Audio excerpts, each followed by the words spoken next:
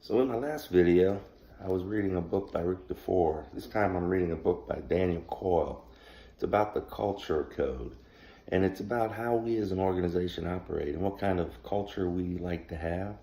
And so I've done a lot of reflecting on where we are in CTE. And I think one of the most powerful things we've got in CTE is the fact that we're doing professional learning communities.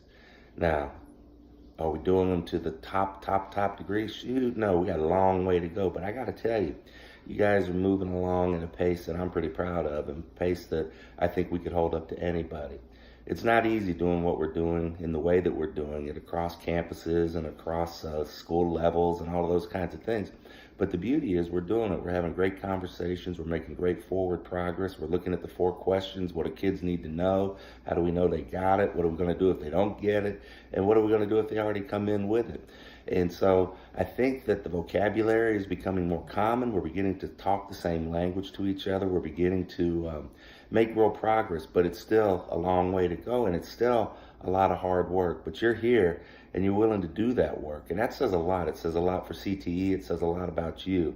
So my hope is that you continue to drive forward, that you continue to understand that when we're done with this, not only will the students benefit, but we'll benefit. And I want to reiterate just a couple of things that I shared, I think, before regarding autonomy. That's always the word that comes out. Teachers always want to look at you and say, well, I don't want to lose my autonomy. But the truth of the matter is you're not losing your autonomy. You've got group autonomy as you decide what order you're going to teach, what things you're going to teach.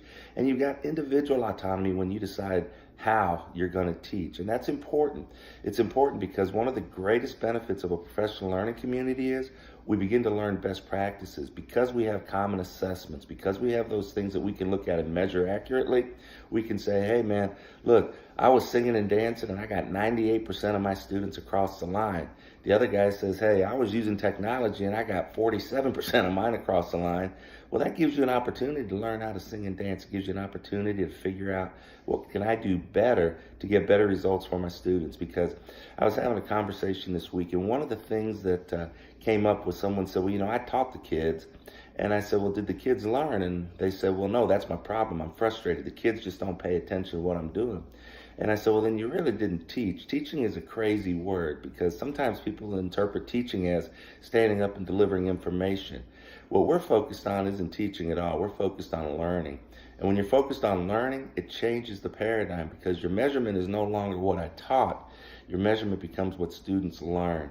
And when we have a professional learning community at the level that we are striving to have, we're going to know how students learn and what really helps them to learn at the highest level. And that's where we begin to share best practices. That's where we begin to learn from each other that, hey, maybe I could do this differently. And just by me making this adjustment, the student progress goes way up.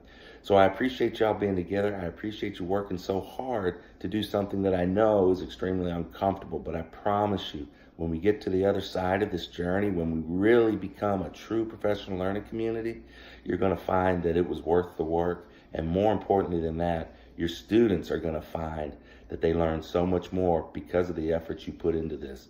So have a great experience. Have a great time working together as a team. And when you're done, know that what you're doing will make a difference. Have a great CTE day.